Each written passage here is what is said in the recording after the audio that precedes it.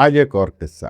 کمرے کی light on کرنے کے بعد سید صاحب جوتے اتارنے کے لیے جھکے ہی تھے کہ جیب سے ایک سکہ زمین پر گرا اور ٹن ٹن کرتا ہوا ساکت ہو گیا۔ سید صاحب نے جوتے اتارے اور سکہ اٹھا کر جیب میں رکھ لیا۔ گرمیوں کے دن تھے، کمرے کا اے سی بند تھا۔ سید صاحب کو پسینہ آنے لگا۔ وہ کرسی سے اٹھے اور اے سی آن کر کے رفع حاجت کے لیے باتھ روم کی طرف چلے گئے۔ باتھ روم میں جیسے ہی انہوں نے کموڈ پر بیٹھنے کے لیے کرتا اٹھایا، وہ سکہ پھر سے اچھل کر جیب سے نکلا اور ٹنٹناتا ہوا زمین پر کچھ دور لڑک گیا۔ سید صاحب کو ذرا جھنجھلاہٹ ہوئی، لیکن خیر انہوں نے برداشت کیا۔ فارغ ہو کر زمین سے سکہ اٹھایا اور ہاتھ کے ساتھ ساتھ صابن سے اسے بھی دھو دھا کر جیب میں رکھ لیا۔ وہ باتھ روم سے باہر نکلے۔ گرمی شدت کی تھی، اے سی نے اب تک کمرہ ٹھنڈا نہیں کیا تھا، سو سید صاحب نے کرتا اتارنے کا ارادہ کیا تاکہ پسینہ کچھ خشک ہو جائے اور گرمی سے ذرا راحت ملے۔ یہ سوچ کر سید صاحب نے جیوں ہی کرتا اتارا، وہ سکہ پھر جیب سے اچھل کر نکلا اور سید صاحب پر ٹنٹناہٹوں کی ضرب لگاتا ہوا کچھ دور نکل گیا۔ اس بار سید صاحب کا صبر ٹوٹ گیا۔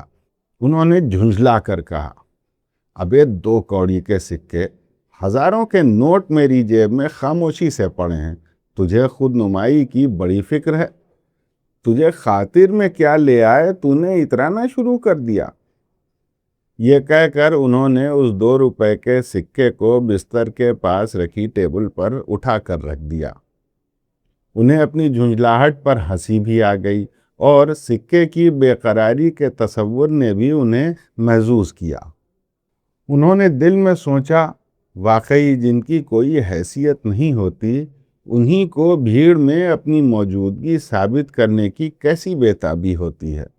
جو بڑے ہوتے ہیں انہیں اس کی ذرا پرواہ نہیں ہوتی۔ سید صاحب انہی خیالوں میں گم بستر پہ دراز ہو گئے۔ دن بھر کے سفر کی تھکن رفتہ رفتہ اترنے لگی تو انہیں جھپکی سی آ گئی۔ ابھی وہ اونگھ ہی رہے تھے کہ ان کے کانوں میں مدھم مدھم سی آواز پڑی جو انہیں پکار رہی تھی، سید صاحب، سید صاحب، سید صاحب۔ وہ چونک کر اٹھے، دروازہ کھول کر باہر دیکھا، کوئی نہیں تھا۔ انہیں لگا شاید انہیں مغالطہ ہوا ہے۔ وہ واپس بستر پر آ کر بیٹھ گئے۔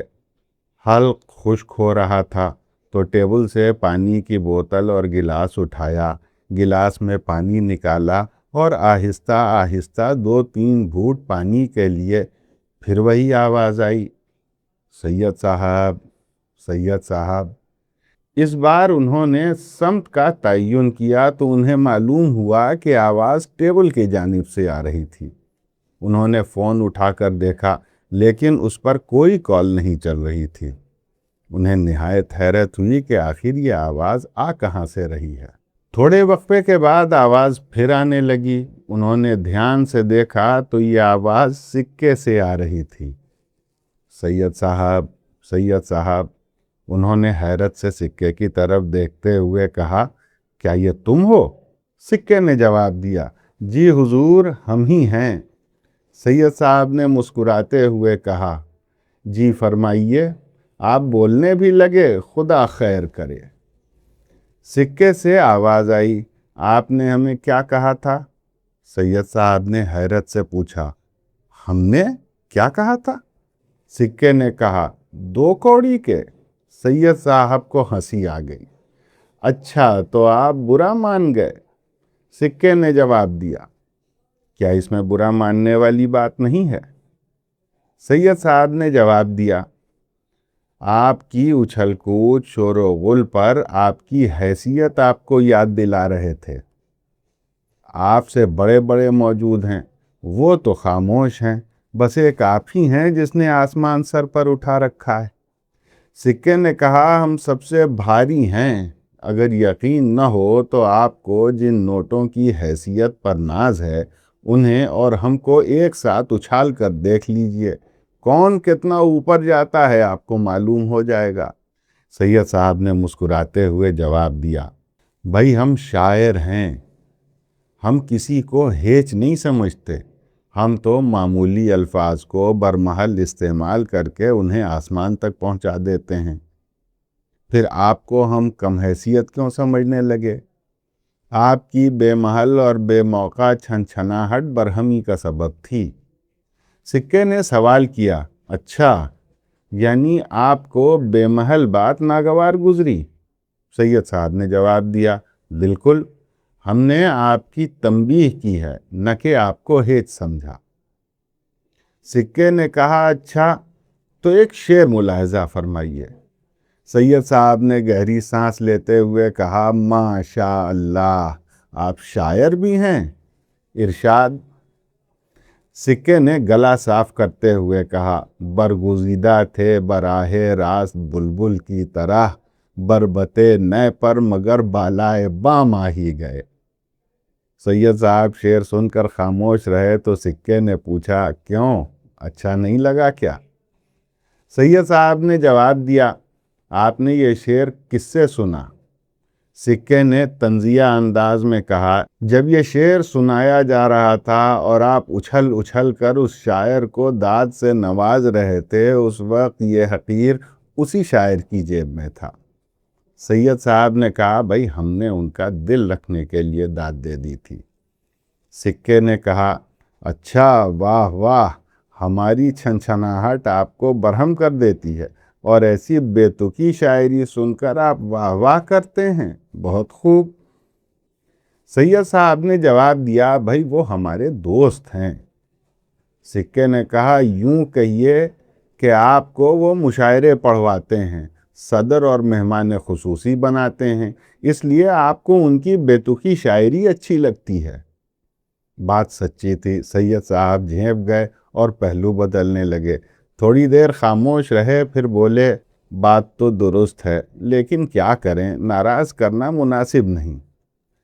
سکے نے جواب دیا، اب آپ کو ہماری دل شکنی کرنے کا کفارہ ادا کرنا ہوگا، ورنہ روز قیامت ہم اللہ کے حضور فریاد کریں گے۔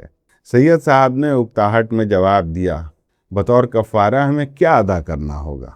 سکے نے کہا، اس کمرے میں آج کی شب ایک مشاعرے کا انعقاد کر لیجئے، جہاں شاعر ہم ہوں گے اور سامع آپ۔ ہمارے ہر شعر پر اسی طرح داد لازمی ہوگی جس طرح دمغانی صاحب کے اول جلول شعر پر آپ داد دیا کرتے ہیں۔ سید صاحب نے بے بسی سے اس کی طرف دیکھا۔ وہ جو دن بھر کے تھکے ہارے تھے، اب ایک معمولی سے سکے کے سامنے سرنگوں بیٹھے تھے۔ سید صاحب نے آہستہ آواز میں جواب دیا، چلیے، ہمیں آپ کی شرط منظور ہے۔ سکے نے کھنکھارتے ہوئے شعر پڑھا، کھنکتے جا رہے ہیں جیب میں ہم اہل ثروت کی، کہ نوٹوں کی طرح ہم کو بدلنا ہی نہیں آیا۔ سید صاحب نے نیند سے بوجھل آنکھ کے ساتھ جھوم جھوم کر داد دی، واہ واہ، سبحان اللہ۔ سکے نے شرارت بھرے انداز میں کہا، سید صاحب، داد میں وہ دمغانی صاحب والی گرمجوشی نہیں ہے، ذرا کھل کر واہ واہ کیجئے، ورنہ کفارہ پورا نہیں ہوگا۔ یہ کہہ کر سکے نے گلا صاف کیا اور جیسے ہی اگلے شعر کا پہلا مصرع پڑھا، سید صاحب نے زوردار داد دی، واہ واہ، جیتے رہو۔ لیکن اپنی ہی واہ واہ کی آواز سے سید صاحب کی آنکھیں کھل گئیں۔ انہوں نے گھبرا کر چاروں طرف دیکھا۔ کمرہ اے سی کی وجہ سے یکسر ٹھنڈا ہو چکا تھا۔ ٹیبل پر پانی کا گلاس ویسے ہی رکھا تھا اور اس کے پاس 2 روپے کا سکہ خاموشی سے پڑا تھا۔ باہر پرندوں کی چہچہاہٹ تھی اور صبح ہو چکی تھی۔ سید صاحب نے ایک لمبی سانس لی، اپنی پیشانی کو ملتے ہوئے مسکرا دیے۔ وہ سمجھ گئے کہ یہ سفر کی تھکن اور دمغانی صاحب کی ضیافت کا غبار تھا جو خواب بن کر ان کے ضمیر کو جھنجھوڑ رہا تھا۔ انہوں نے میز پر سے سکہ اٹھایا، اسے محبت سے دیکھا اور بدبدائے، سکہ بند مشاعرہ، واقعی سچائی ہمیشہ کھنکتی ہی ہے۔ دوستو، ریڈیو اردو کی اگر یہ پیشکش آپ کو پسند آئی ہو تو آپ ہمیں لائک، شیئر، سبسکرائب کریں اور ہاں، اگر آپ ہمارا ساتھ دینا چاہتے ہیں تو یوٹیوب پر ہمیں جوائن کر سکتے ہیں اور فیس بک پر سبسکرائب بھی کر سکتے ہیں۔ بہت بہت شکریہ۔